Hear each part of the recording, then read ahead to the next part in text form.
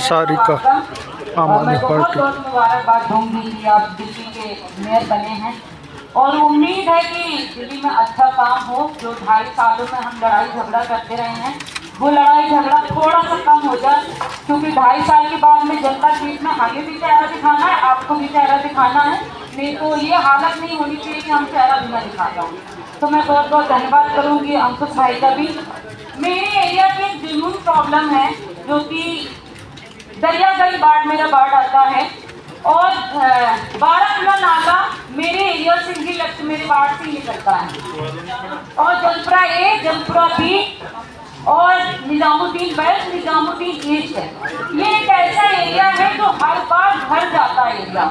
और पिछले साल नाले के कुछ फटने की वजह से पूरा एरिया भर गया, जहाँ पे लोगों को करोड़ों का नुकसान हुआ और जितने भी बेसमेंट थे सारे बेसमेंट भर गए।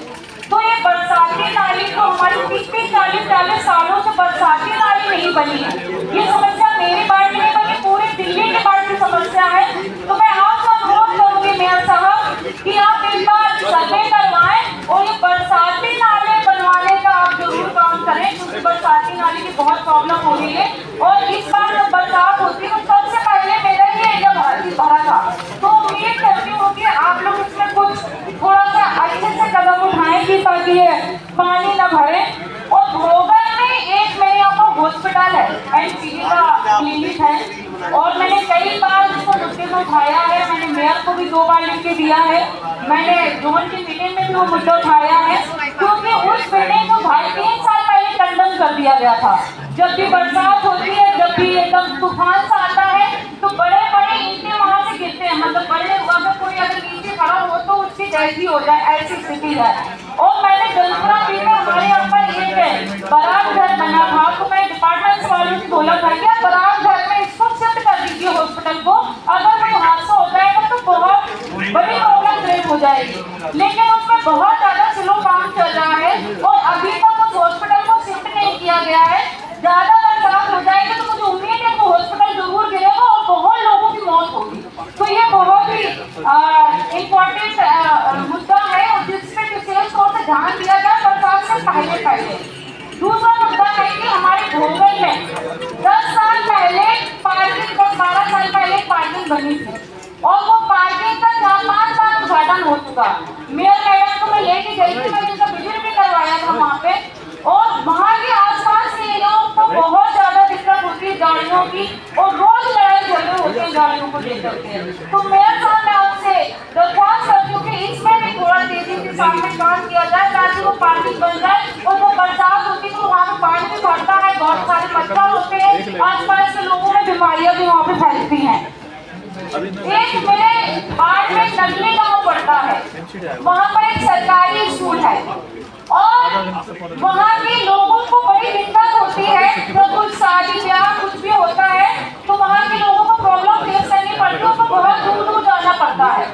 तो हमारे स्कूल के बगल में, स्कूल के अंदर ही एक लैंड है जिसका मैंने प्रपोजल बना के दिया था कि इसमें बारात घर बन जाना चाहिए, लेकिन उसमें एजुकेशन की लैंड है तो सर लैंड चेंज नहीं हो पा रही है। तो मैं आपसे सब अनुरोध करूँगी कि उस लैंड को चेंज करवाया जाए ताकि वहाँ पर बारात घर बने और लोगों को सुविधाएं हो जाए।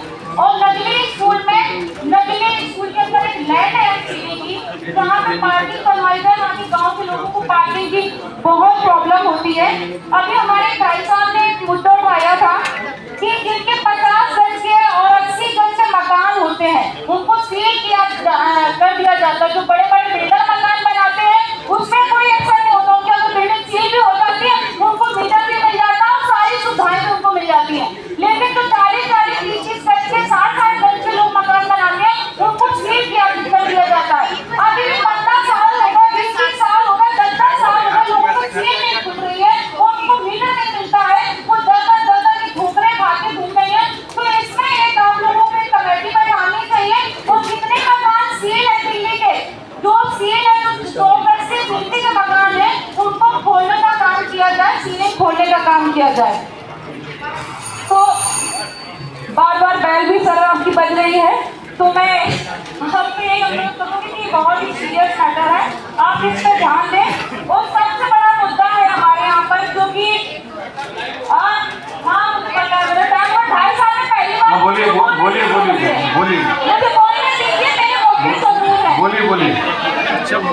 शांति बनाए रखिए।